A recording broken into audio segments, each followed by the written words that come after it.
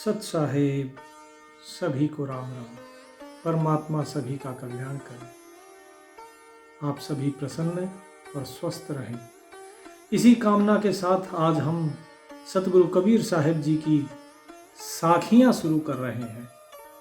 इन साखियों को आप रोजाना सुनिए और इन साखियों को चूक मत जाइएगा, क्योंकि इन साखियों में कबीर साहिब जी ने अपना जो गूढ़ ज्ञान बताया है उसे चूकना नहीं, क्योंकि आपको पता है कि कबीर साहिब की एक एक साखी के अंदर गूढ़ ज्ञान छुपा हुआ है। मैंने पिछले भी जितने वीडियो बनाए हैं लोगों ने वे देखे नहीं और उसके बाद सवाल दाग देते हैं कमेंट बॉक्स में, हाँ जी ये बताना। अरे भाई थोड़ा देखो, खुद भी मेहनत करो। लोग सोचते बोले जी कमेंट बॉक्स में डाल दो, अपने आप जवाब देंगे। किस किस का जवाब दूंगा? हाँ, जिस चीज़ के बारे में मैंने नहीं बताया है ऐसा कुछ चीज़ हो तो मैं ज़रूर जवाब दूंगा, लेकिन जिस चीज़ के बारे में मैं बता चुका हूँ बार बार उसी चीज़ को पूछना और बार बार उसी चीज़ को बताना, दोनों ही समय का बेकार करना है। समय बेकार किस लिए करना? तो चलिए सतगुरु महिमा का अंग आज हम शुरू करेंगे। कबीर साहिब जी क्या बताएंगे अभी कि सतगुरु कौन, गुरु कैसा हो, गुरु शिष्य का क्या संबंध और सतगुरु कैसे मिलता है। सतगुरु के बारे में सारी चीज़ें कबीर साहिब जी अपनी साखी में बताएंगे। ये जो साखी संग्रह है ये 125 साल के आसपास पुराना है और आजकल जो साखियों का क्या कर रखा है, अर्थ बना के जो भी अर्थ बना रखा है उनको आसान करने की कोशिश की गई है। उसमें काफ़ी साखियाँ ऐसी हैं जिनका अर्थ बदल जाता है। इसीलिए मैं जो पुरानी साखियाँ हैं आज से लगभग 100-125 साल पहले की, मैं उन साखियों को उठाऊंगा और वही साखियाँ आपको बताई जाएंगी। तो कबीर साहिब क्या बताते हैं सतगुरु महिमा के अंग में, ये कबीर ग्रंथावली के अंदर आपको मिल जाएगा कि पहली साखी क्या है। राम नाम के पट तरे देवे को कुछ नाही, क्या ले गुरु संतोष ये हौस रही मन माही। कि राम नाम के पट तरे, कि जब राम का नाम मिल गया, जब आपको नाम दान मिल जाता है, उस परमात्मा का नाम अगर एक बार दे दिया जाता है कि भाई तुम इसका जाप करो, उसके बाद फिर कुछ देने को नहीं बचता, क्योंकि जो वो नाम है वो अंतिम सीढ़ी होती है। उससे पहले आपकी परीक्षाएं ली जाती हैं। आजकल तो कौन परीक्षा लेता है जी, लोग देना भी नहीं चाहते परीक्षा। लोग सोचते बस नाम मिल जाए, चलो नाम मिल गया। लेकिन पहले के लोग क्या करते थे, जो गुरु होते थे वो परीक्षा लेते थे, साधक को अपने पास रखते थे, उसके अहंकार को टटोलते थे। मैंने एक सत्संग की वीडियो डाली है जिसमें लिखा है ज्ञान का अधिकारी कौन, उसे देखिएगा, जरूर देखिएगा। उसमें मेरे और मेरे गुरुजी के बीच का संवाद दिया हुआ है, जो हम दोनों के बीच में संवाद हुआ था। तो ज्ञान का अधिकारी कौन है ये उसमें मेरे गुरुजी ने बताया था, तो वही चीज मैंने उसमें बताई हुई है, तो उसको देखिएगा। वही चीज साहिब यहाँ बता रहे हैं कि एक बार जब आपको नाम दान दे दिया गया, उसके बाद देने को कुछ नहीं बचता है, क्योंकि उससे कीमती कोई चीज नहीं है इस संसार में। क्या ले गुरु संतोष ये हौस रही मन माही। कि जो गुरु है उसको तुम उसके बदले क्या दे सकते हो? कुछ नहीं। हौस क्या रहती है?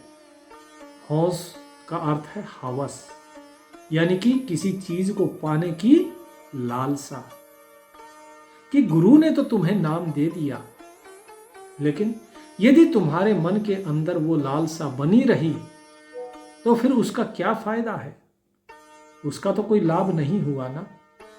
तो नाम क्या करता है? नाम इस मन को एक सूत्र में पिरो के और एकाग्र करता है नाम के ऊपर। धीरे धीरे ये मन जो संसार में इधर उधर भटक रहा है, इतनी कामनाएं वासनाएं इसके अंदर जो भरी हैं, उसे एकाग्र करता है। अगली साखी है सतगुरु समान को सगा सोधी सही न दात, हरि जी समान को हितु हरिजन सही न जात।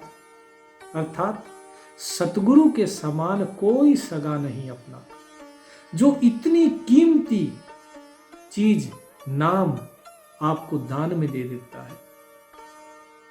जो अपने सगे होते हैं वो छोटी छोटी चीज, छोटी छोटी जमीन के टुकड़ों के लिए भी लड़ते हैं, लेकिन सतगुरु जी अपना सब कुछ जो नाम दान है वो आपको दे देते हैं। तो उनके समान तो कोई दानी हो ही नहीं सकता।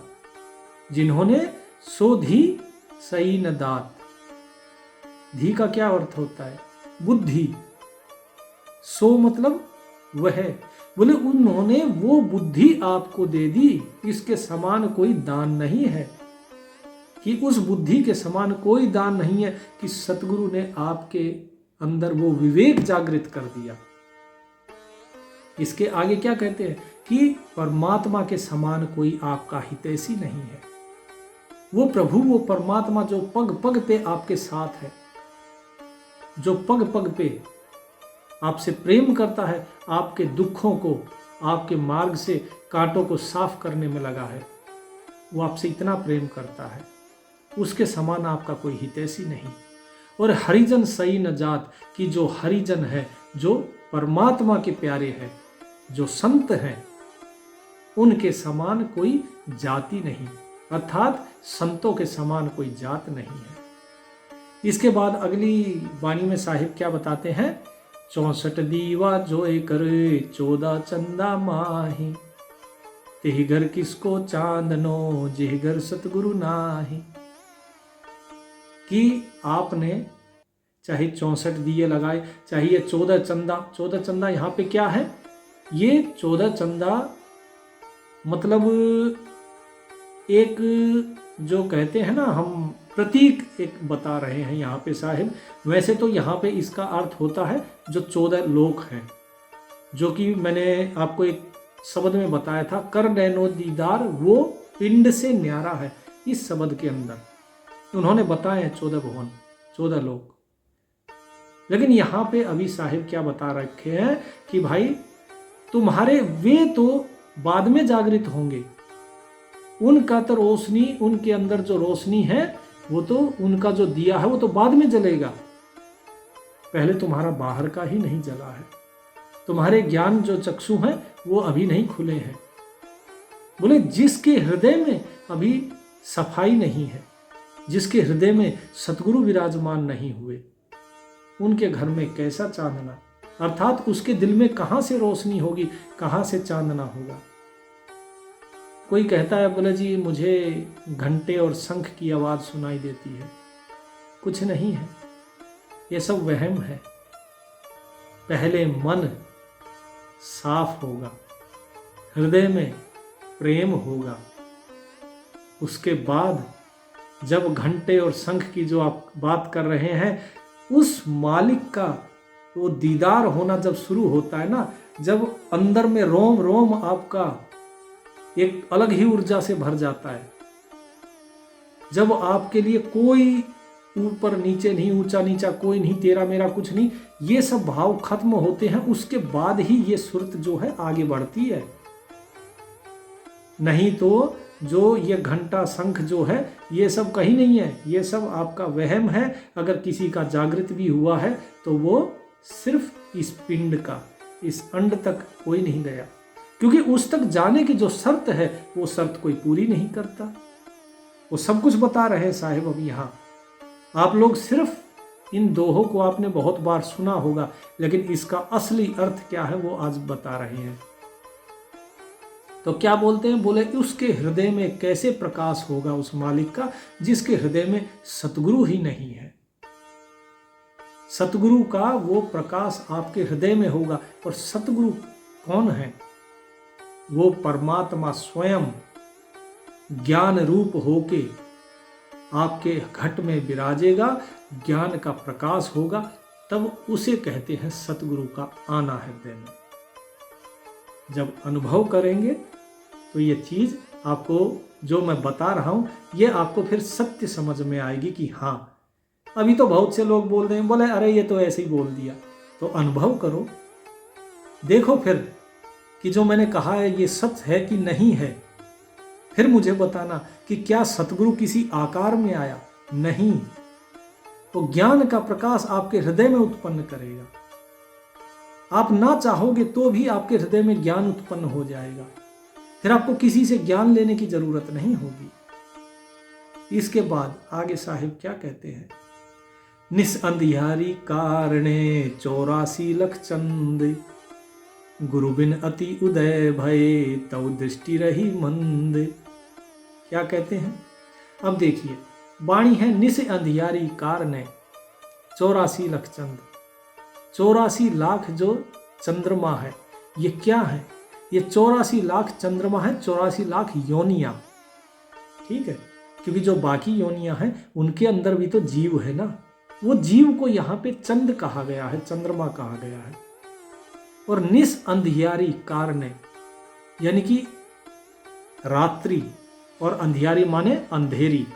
ये जो अंधेरी रात्रि है इसके कारण ये 84 लाख योनियां हैं। तो ये अंधियारी जो रात्रि है इसका क्या अर्थ हुआ कि अज्ञान की रात, अज्ञान का जो अंधेरा है, प्रकाश का उजाला अभी हुआ नहीं है हृदय में, अज्ञान का अंधेरा है। और इस अज्ञान के कारण ये जो मनुष्य है ये 84 लाख योनियों में भटकता है। बोले गुरु बिन अति उदय भय, कि अगर गुरु के बिना अगर कुछ थोड़ा बहुत आपको कुछ ज्ञान हो भी गया तो भी आपकी दृष्टि जो है वो मंद रहती है। आप फिर भी उस परम तत्व को जान नहीं पाएंगे। थोड़ा बहुत अगर आपको छुटमुट अगर ज्ञान हो भी गया तो भी आप उस परम तत्व को नहीं जान पाएंगे। इसीलिए तो साहिब कहते हैं, गर्भ योगेश्वर गुरु बिना लाग्या हरि की सेव, कहे कबीर बैकुंठ ते फेर दिया सुखदेव। बिना गुरु के तो जो सुखदेव जी थे वो गर्भ से ही योगी हो गए थे, योग करने लगे थे, लेकिन उनको भी बैकुंठ में एंट्री नहीं मिली। उनको भी निकाल दिया वहां से, वापस जाओ, पहले गुरु करो। अब ऐसा क्या था कि गुरु करना जरूरी था? इसके बारे में हम आगे बात करेंगे। ये थोड़ा सा मैं चलिए बता देते हैं। क्या हुआ कि सुखदेव जी जब पहुंचे तो उनको वापस भेज दिया गया। जब वो वापस आए नीचे तो उनको उनके पिता ने कहा कि बेटा तू वापस इसलिए आया क्योंकि तेरे पास गुरु नहीं था। बोले लेकिन पिताजी मेरे पास तत्व ज्ञान है। बोले कहां है? तू जो है दूसरे को और अपने को, तूने ये तो जाना कि जो तू है वही वो परमात्मा है। ये सत्य है कि वो परमात्मा और तू एक ही हो, लेकिन ये परमात्मा क्या दूसरों में नहीं है? दूसरों में भी है ना। तो फिर तूने दूसरों को अपने से अलग क्यों माना? तेरे अंदर का ये दुई की भेद नहीं गई। इसीलिए ये दुई का जो अहंकार है ये भेद तब जाता है जब गुरु होता है। वो गुरु, वो सतगुरु तुम्हारे इस भेद को मिटाएगा। और जाओ जनक विदेह के पास जाओ, वो तुम्हारे इस गर्व को दूर करेंगे। जब जनक के पास गए तो सोचा, बोले यार ये तो जो है ऐसे ही है, राजा है, ये भोग विलास में लगा रहता है, ये मुझे क्या ज्ञान देगा। तो जब जनक विदेह के पास गए, बोले ब्राह्मण आप यहीं पे अपना सामान रख दीजिए, महाराज आपकी प्रतीक्षा कर रहे हैं, आप अंदर जाइए। अंदर गए, बैठे। बैठ के उन्होंने पूछा यात्रा कैसी रही। इतने में सैनिक भगा भगा आया। बोले महाराज महाराज बाहर आग लग गई है। बोले कोई बात नहीं, आप लोग जाओ, आप अपना काम करो, कोई बात नहीं। फिर थोड़ी देर बाद भगा आया। बोले महाराज छावनी में, पूरी छावनी में आग ने पूरा तांडव मचाया हुआ है। बोले कोई बात नहीं, आप लोग अपना कार्य करो, बाकी सब परमात्मा की इच्छा। तो इस प्रकार जब वो तीसरी बार आया कि महाराज आग जो है महल तक पहुंच गई है। बोले कोई बात नहीं, तुम अपना काम करो। अब इसने देखा, बोले भाई ये कैसा राजा, अरे जिसे इतना ही नहीं है कि मेरी प्रजा बाहर आग में झुलस रही है, इसकी छावनी में आग लगी है, महल तक आ गई और इसे कोई चिंता नहीं है। बोला महाराज मैं थोड़ा एक बार बाहर जाऊं। बोले क्या हुआ? बोले बाहर मेरी पोटली रखी है, कहीं वो ना जल जाए आग में, वो उठा लाता हूं। तब उनको क्या बताया? बोले बैठो, कोई आग नहीं लगी है, ये तुम्हारी परीक्षा थी। परीक्षा इस चीज की थी कि तुम्हारा अभी भी मोह तुम्हारी उस पोटली में है।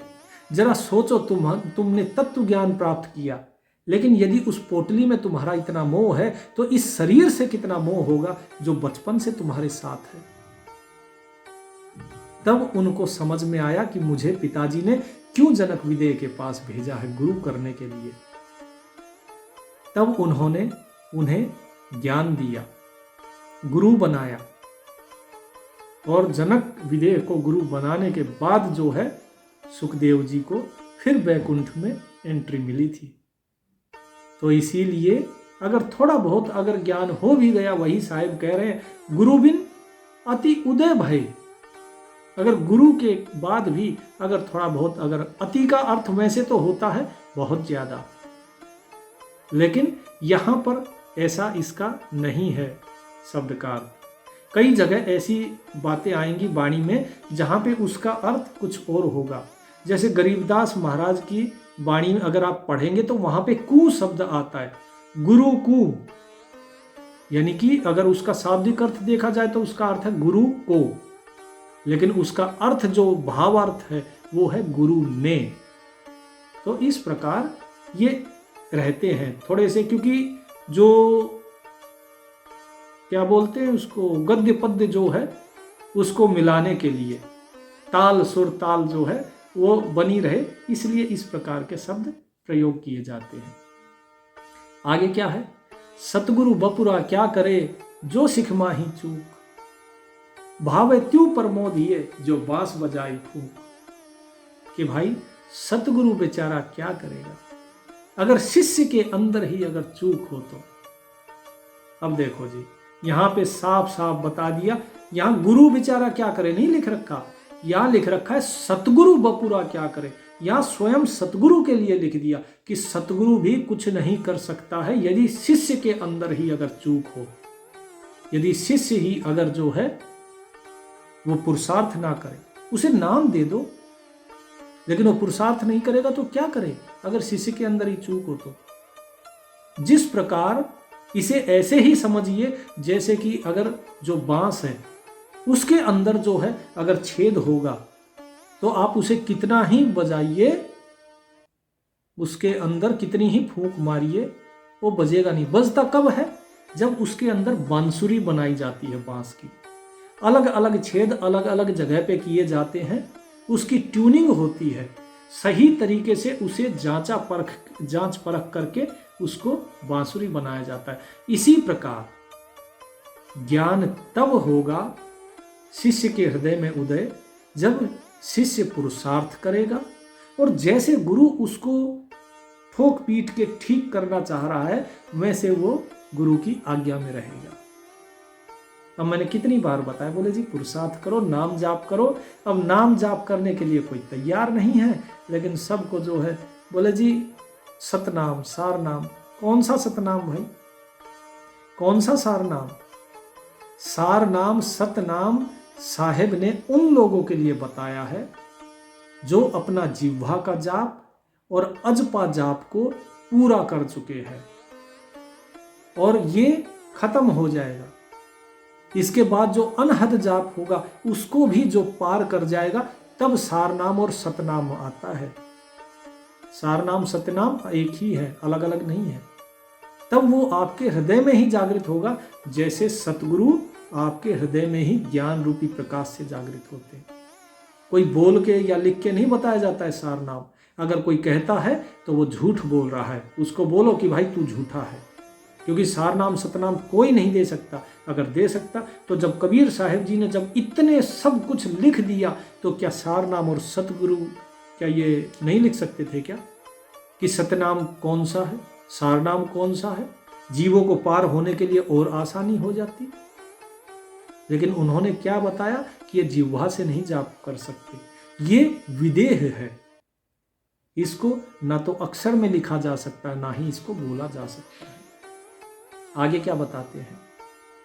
जाका गुरु है आंधरा, चेला है जा चंद, अंधे अंधा ठेलिया दोनों कूप पड़ंत, कि जिसका गुरु अंधा है, अंधा आंख से नहीं ज्ञान से, यानी कि जिसको ज्ञान नहीं है, और जिसका चेला है वो भी अंधा है, ज्ञानों से भी नहीं है, वो भी काम क्रोध लोभ मोह इन चीजों में फंसा हुआ है, वासनाओं में, अहंकारों में, विकारों में।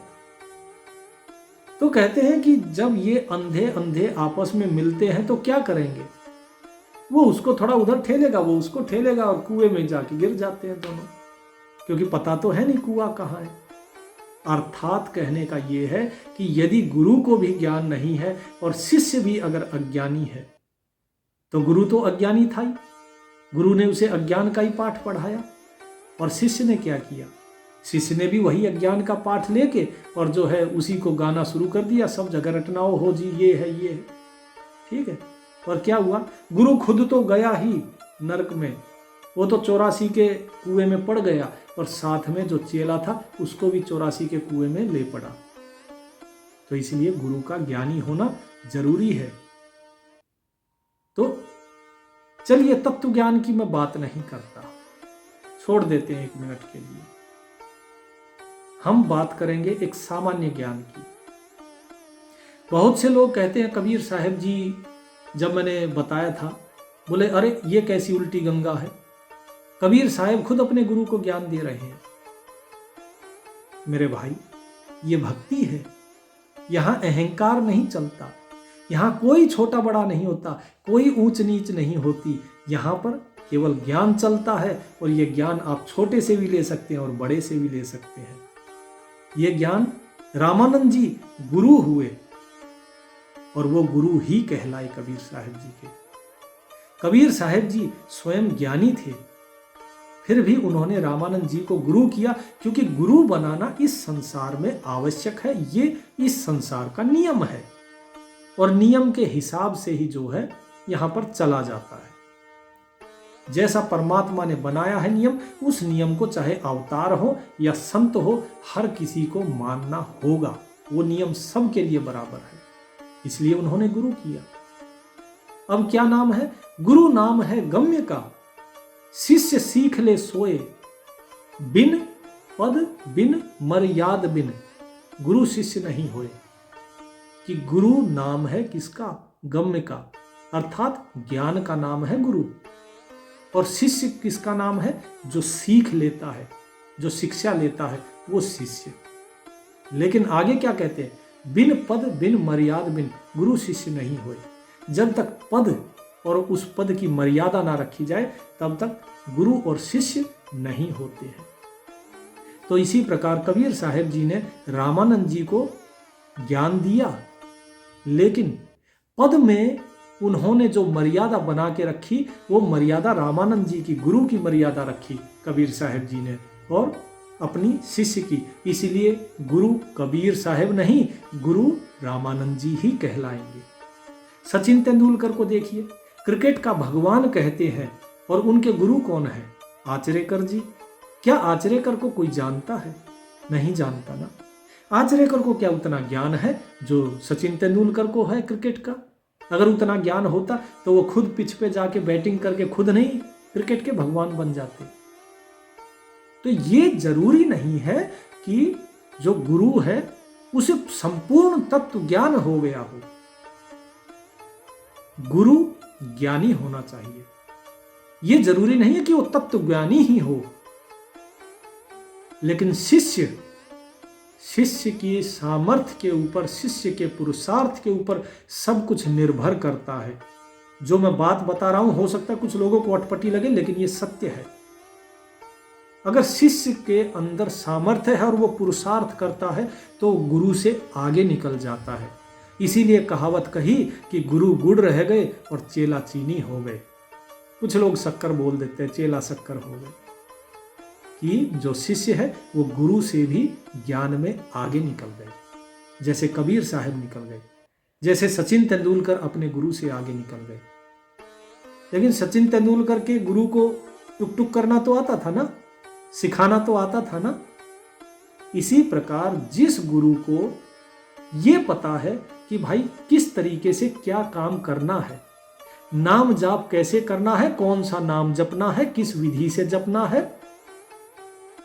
मन के विकारों को कैसे दूर किया जाए, अहंकार से मुक्ति कैसे पानी है। जिसे ये सारी चीजों का पता हो वो गुरु है, क्योंकि वो आपको सही मार्ग दिखाएगा।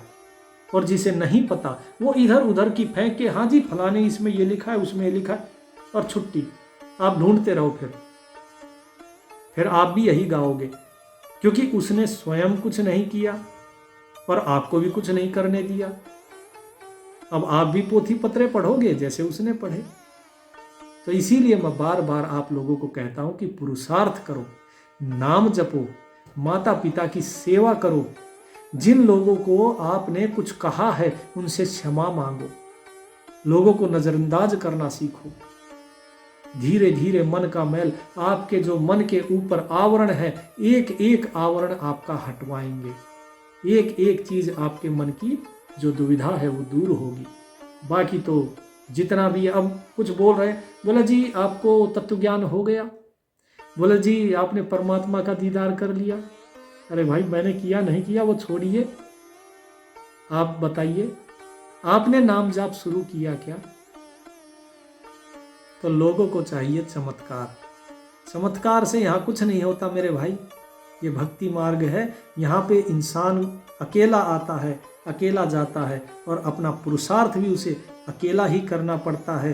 गुरु आपको मार्गदर्शन करता है, आपका मार्ग दिखा सकता है, इसके आगे गुरु कुछ नहीं कर सकता। अभी ऊपर आया था ना, सतगुरु बपुरा क्या करे जो शिष्य माही चूक, कि स्वयं सतगुरु भी बेचारा क्या कर सकता है? कुछ नहीं कर सकता। अगर शिष्य के अंदर ही चूक है तो मैं क्या कर लूंगा? कुछ नहीं कर सकता। मैं तो उस साहिब के आदेश पे, उस मालिक की प्रेरणा पे आप लोगों को जो है, जो भी सत्य है, वो सत्य का मर्म आप लोगों को बता रहा हूं। अब इसे मानना ना मानना, किस प्रकार करना है, वो आप जानेंगे। चलिए आगे चलते हैं। आगे क्या बोलते हैं? संशय खाया सकल जग, संसा किन्हु न खद, जे बेधे गुरु आखरा, ते संसा चुन चुन खद। अर्थात इस संशय ने इस सारे जगत को खा लिया। अब देखिए यहां पे संशय का अर्थ होता है दुविधा। इस दुविधा ने इस सारे संसार को खा लिया। ठीक है, अर्थात क्या कहते हैं कबीर साहब, दुविधा में दो गए माया मिली न राम। दुविधा क्या है कि भाई सही है या गलत, इधर चलूं कि उधर चलूं, ये करूं कि वो करूं। अब जैसे मैंने नाम दिया, अब क्या बोले लोग, बोला नहीं जी फलाने गुरु ने तो ऐसे नाम दिया था, उस गुरु ने ये नाम दिया था। और मैंने पहले ही क्या कहा था, अपना मटका भाई खाली करो। जिसे इस भक्ति मार्ग में चलना है, अपना मटका खाली करो। अगर मेरे ऊपर विश्वास है तो जो कहता हूं बस वही मटके में डालो, फालतू की संसार की बातें नहीं। अरे मैं किस किस का बताऊंगा आपको कि फलाना सही है गलत है।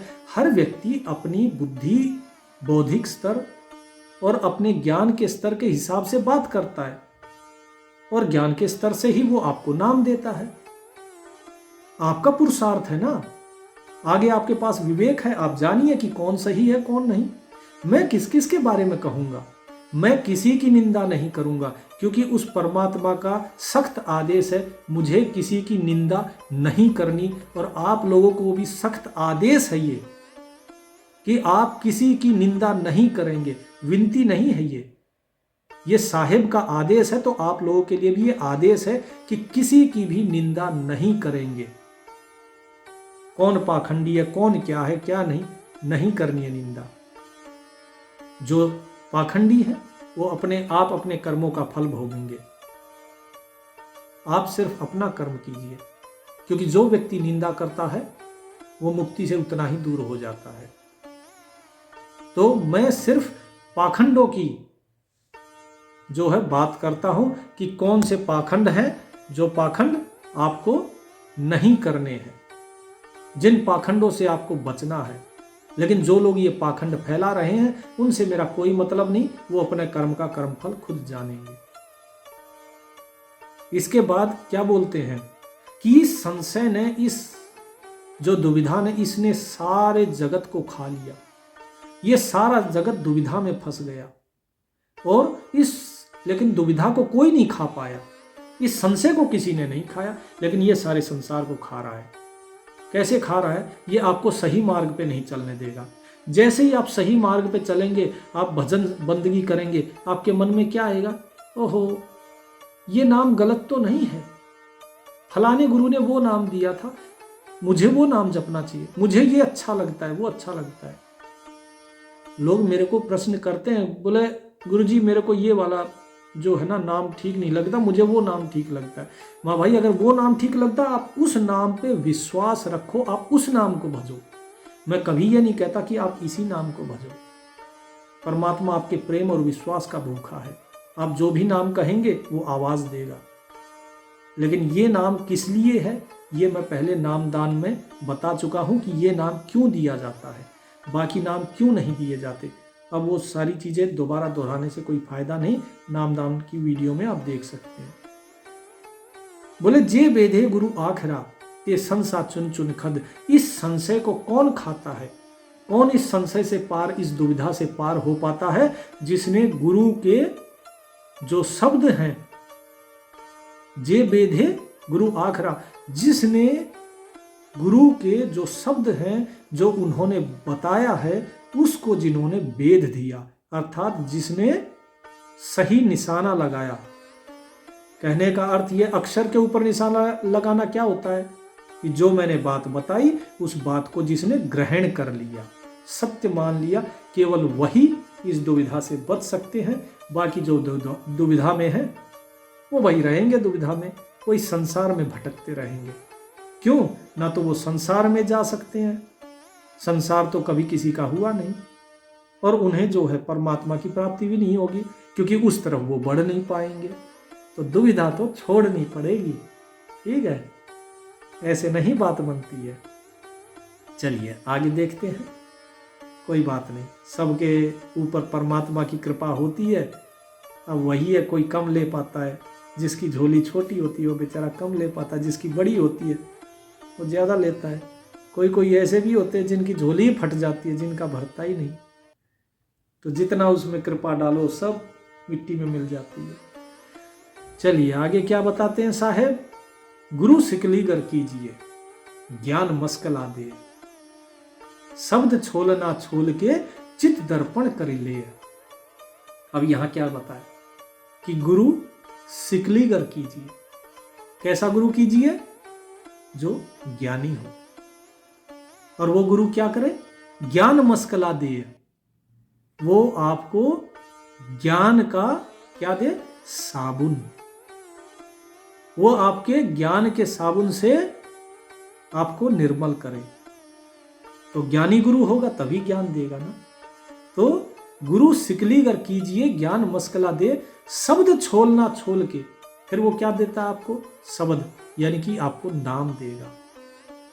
पहले क्या करेगा? पहले आपको ज्ञान देगा, ज्ञान से आपके हृदय को निर्मल करेगा, और उसके बाद फिर आपको नाम देगा। फिर क्या बोलते हैं? चित दर्पण करी ले। जैसे दर्पण को साफ किया जाता है ना, इसी प्रकार इस चित्त को इस ज्ञान के साबुन से साफ किया जाता है, और फिर उसमें शब्द जो है, अर्थात जो नाम है, वो नाम आपको दिया जाता है। तो इसीलिए गुरु ज्ञानी होना चाहिए। तो ये चीज साहेब ने बताई है। आगे काफी है सतगुरु महिमा, एक एक वाणी का अर्थ, भावार्थ आपको बताता जाऊंगा। सत्संग थोड़ा बड़ा होता जा रहा है, इसलिए आप लोगों से विनती है कि आप लोग इसको ध्यान से सुनिएगा, क्योंकि ये चीज़ें और कोई आपको फिर खोल के नहीं बताएगा।